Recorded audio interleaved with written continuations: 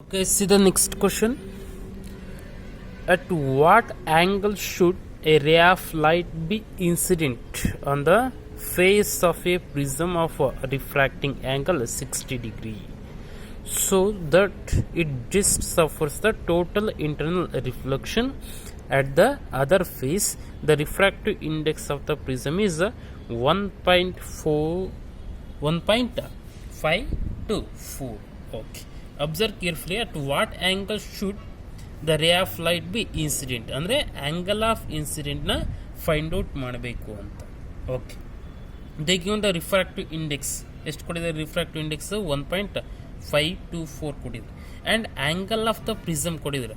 The face of a prism of refracting angle ಎಷ್ಟಿದೆ? 60 degree ಅಂತ ಇದೆ.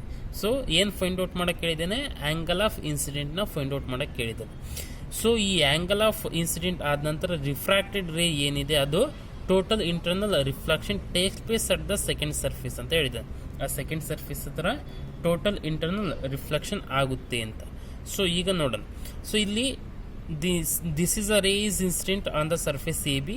You can draw the normal. So this is a what angle of incidence. Even that we have to find out. ಇದನ್ನು find out ಮಾಡಬೇಕು ನಾವು. So this is a refracted ray strike the surface A C. So again the total internal reflection takes place. ಯಾವಾಗ total internal reflection ಆಗುತ್ತೆ? When the angle of incidence is greater than the critical angle ಅಂತ ನಮಗೆ ಗೊತ್ತಿದೆ. So here ನಾವು whatever the angle is there here, this is a what a critical angle. ಯಾಕೆಂದರೆ angle of incidence is greater than the critical angle ಆಗಿರುತ್ತೆ. So here R2 is equal to what C ಅಂತ ತೊಗೊಂಡ್ವಿ. So for the total internal reflection at the surface A C we have taken that R2 is equal to what C ಅಂತ ತೊಗೊಂಡು. It is not the R1, it is what R1 and here this is what R2 is equal to C ಅಂತ ತೊಗೊಂಡಿದ್ದು. Okay, so ಈಗ ಏನು ಮಾಡಬೇಕು ನಾವು? So we know that what the given A is equal to 60 degree. Okay, angle of the prism and N is equal to what 1.524 and I1 ನಾವು find out ಮಾಡಬೇಕು. Okay, so means angle of ಇನ್ಸಿಡೆನ್ಸ್ನ find out ಮಾಡಬೇಕು. ಈಗ ಏನು ಗೊತ್ತಿದೆ ನಮ್ಗೆ? Okay, ಸಿಯ so I1 is ನಾನು ಫೈಂಡ್ ಔಟ್ ಮಾಡಬೇಕು. So we have C is equal to R2. Sir, if the angle of incidence is greater than the critical angle, ಆದರೆ ಗ್ರೇಟರ್ ಇಲ್ಲ ಈಕ್ವಲ್ ಟು ಅಂತ ಬರ್ದಿದ್ರ. ಬಟ್ ನಮ್ಮ ಕ್ವಶನಲ್ಲಿ ಏನು ಕೊಟ್ಟಿದ್ದಾನೆ? It just suffers the total internal reflection ಅಂತ ಹೇಳಿದ್ದಾನೆ. ಅಂದರೆ ಜಸ್ಟ್ ಸಫರ್ಸ್ ಅಂದೇನಿತ್ತು, ಈ ಸರ್ಫೇಸ್ ಮೇಲೆ ಹೋಗ್ಬೇಕಿತ್ತು ಜಸ್ಟ್. ಸೊ ಸಫರ್ಸ್ ಅಂದರೆ nearly equal to what R2 is nearly equal to C ಆಗಿರುತ್ತೆ ಅಂತ. So that's why we are taken C is equal to R2 for total internal reflection at the surface A C. So ನಮಗೆ relation ಗೊತ್ತಿದೆ ಏನು? Sine C ಏನಾಯ್ತಿಲ್ಲಿ is equal to sine R2 ಅಂತ ಬರೀಬೋದು. So sine C means the critical angle is equal to what sine R2 whatever the angle is formed at the second surface. Okay, so is equal to 1 by refractive index. That is a relation. Refractive index is equal to 1 by sine C. Relation between the refractive index and critical angle ಅಂತ ನಮಗೆ ಗೊತ್ತಿದೆ. ಅದನ್ನೇ ಈ ಥರ ಬರೆದಿದೆ. Okay, ನಮಗೆ ಗೊತ್ತಿದೆ refractive index ಎಷ್ಟು ಅಂತ. Therefore sine R2 is equal to 1 by refractive index ಎಷ್ಟು ಕೊಟ್ಟಿದ್ದಾರೆ? 1.524 ಕೊಟ್ಟಿದ್ದಾರೆ. So if can divide these two we get 0.6561. Okay, so therefore R2 is equal to ಏನಾಯಿತು? ಸೈನ್ ಇನ್ವರ್ಸ್ ಆಫ್ 0.6561 ಆಯಿತು. ಸೊ ನಾನು ಆಲ್ರೆಡಿ ನಿಮಗೆ ತೋರಿಸಿನಿ ಯಾವ ಥರ ಫೈಂಡ್ ಔಟ್ ಮಾಡಬೇಕು ಅಂತ. You have to take the Clark's table and find the sign of what 0.6561 ಎಲ್ಲಿದೆ ನೋಡಿಕೊಂಡು ಅದಕ್ಕೆ ಎಷ್ಟು ಆ್ಯಂಗಲ್ ಇದೆ ಅಂತ ನೋಡ್ಕೊಳ್ಳಿ. So we get the angle R2 is equal to 41 degree. So class ಟೇಬಲ್ನ ಯೂಸ್ ಮಾಡಿ ಸೊ ಫೈಂಡ್ ಔಟ್ ಮಾಡಬೇಕು. I already shown that how to find out this angle by using Clark's table in the previous class. Okay, so next we know from these whatever the prism is there. So from these we already know that R1 plus R2 is equal to the angle of the prism. ಈ R1 ಮತ್ತು R2 ಏನಿದೆ ಅದು ಯಾವುದಕ್ಕೆ equal ಆಗಿರುತ್ತೆ, angle of the ಪ್ರಿಸಮ್ಗೆ equal ಆಗಿರುತ್ತೆ ಅಂತ ನಾವು ಪ್ರಿವಿಯಸ್ ಕಾನ್ಸೆಪ್ಟನ್ನ ಡಿಸ್ಕಸ್ ಮಾಡಬೇಕಾದ್ರೆ ಹೇಳಿದ್ವಿ. ಸೊ ಈಗ ನಾವು we have to find out the R1, R2 find out ಮಾಡಿದ್ವಿ. ಈಗ R1 ಫೈಂಡ್ ಔಟ್ ಮಾಡೋಣ. So therefore R1 is equal to ಏನಾಯಿತು, A ಮೈನಸ್ R2 ಆಯಿತು, ಈ ಕಡೆ ತೊಗೊಂಡು. ಸೊ ಈಗ ನಾವು we know the value of what, A ಎಷ್ಟಿದೆ 60 ಇದೆ, ಮೈನಸ್ R2 ಎಷ್ಟಿದೆ 41 ಡಿಗ್ರಿ ಇದೆ. ಸೊ ಆಗ ನಮಗೆ R1 ಈಸ್ ಈಕ್ವಲ್ ಟು ಎಷ್ಟು ಬಂತು, 19 ಡಿಗ್ರಿ ಬಂತು. Okay, R1 is equal to 19 degree. ನಮಗೆ ಬೇಕಾಗಿರ್ತಕ್ಕಂಥದ್ದು ಯಾವುದು, I1 means angle of incidence ಬೇಕಾಗಿರ್ತಕ್ಕಂಥದ್ದು. But we know the formula, ನಮಗೆ ಫಾರ್ಮುಲಾ ಗೊತ್ತಿದೆ ಏನು, N is equal to sine I1 by sine R1 ಅಂತ. ಈಗ R1 ಗೊತ್ತಿದೆ, ಸೊ I1 ಫೈಂಡ್ ಔಟ್ ಮಾಡಬೇಕು. ರಿಫ್ರಾಕ್ಟಿವ್ ಇಂಡೆಕ್ಸ್ ಸಹಿತ ನಮಗೆ ಗೊತ್ತಿದೆ. ಸೊ ಈಗ ಏನು ಮಾಡೋ, ಕ್ರಾಸ್ ಮಲ್ಟಿಫಿಕೇಶನ್ ಮಾಡಿ.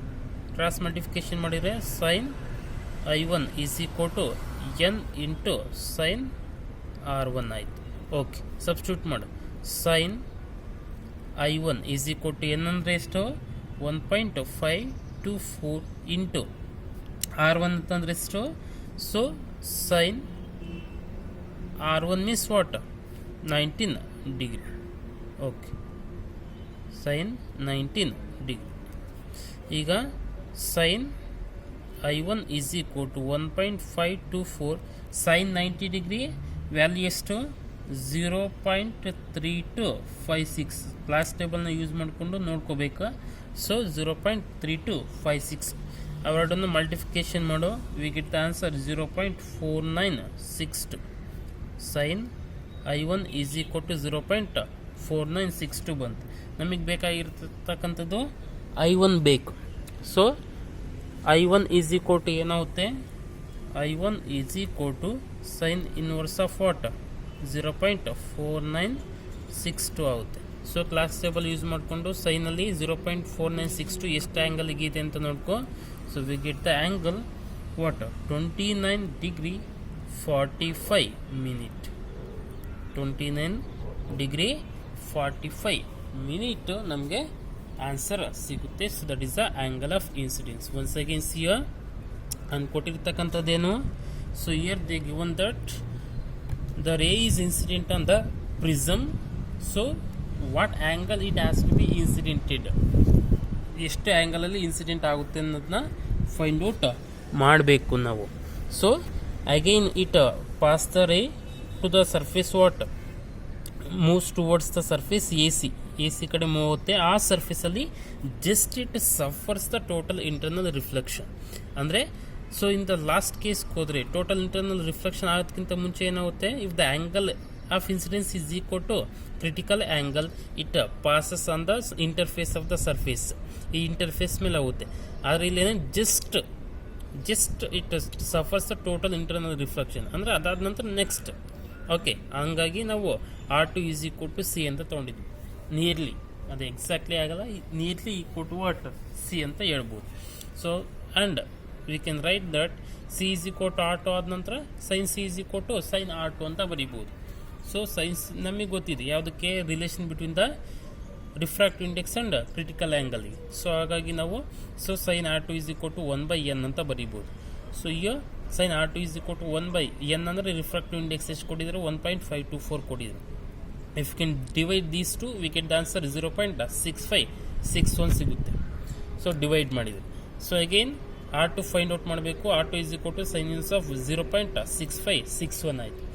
ಈ ಸೈನನ್ನು ನಾವು ಕ್ಲಾಸ್ ಟೇಬಲ್ನ ತೊಗೊಂಡು ಚೆಕ್ ಮಾಡಬೇಕು, ಎಷ್ಟು 0.6561ಗೆ ಎಷ್ಟು ಆ್ಯಂಗಲ್ ಇದೆ ಅಂತ ನೋಡಿದಾಗ ನಮಗೆ R2 ಎಷ್ಟು ಸಿಗುತ್ತೆ, 41 ಡಿಗ್ರಿ ಸಿಗುತ್ತೆ.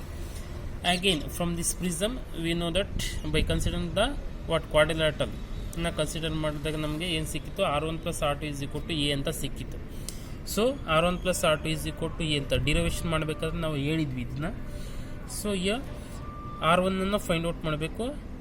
ಎ ಮೈನಸ್ R2 ಆಗುತ್ತೆ. ಎ ವ್ಯಾಲ್ಯೂ 60, R2 ವ್ಯಾಲ್ಯೂ 41, ನಮಗೆ R1 ಎಷ್ಟು ಸಿಗುತ್ತೆ, 19 ಡಿಗ್ರಿ ಸಿಗುತ್ತೆ. ನೆಕ್ಸ್ಟ್ ಈಗ we know the formula from the what Snell's law. So N is equal to sine I by sine R. ಇಲ್ಲಿ sine I one by sine R one. So cross multiplication ಮಾಡು. Sine I one is equal to N into sine R one ಆಗುತ್ತೆ. So sine I one is equal to N ಅಂದರೆ ಎಷ್ಟು 1.524 into sine R one ಅಂದರೆ 19 degree. So sine I one is equal to same as it is sine 19 degree ಎಷ್ಟು 0.3256. ಅವನ್ನ multiplication ಮಾಡಿದ್ರೆ ನಮಗೇನು ಸಿಗುತ್ತೆ 0.4962 ಸಿಗುತ್ತೆ. ಸೊ ನೆಕ್ಸ್ಟ್ ಸೈನ್ ಇನ್ವರ್ಸ್ ನಮಗೆ ಬೇಕಾಗಿರೋದು I one. So therefore I one is equal to sine inverse of 0.4962. Again we can using the table you can check it what is the angle. We get the what 29 degree 45 minutes. So this is a final answer.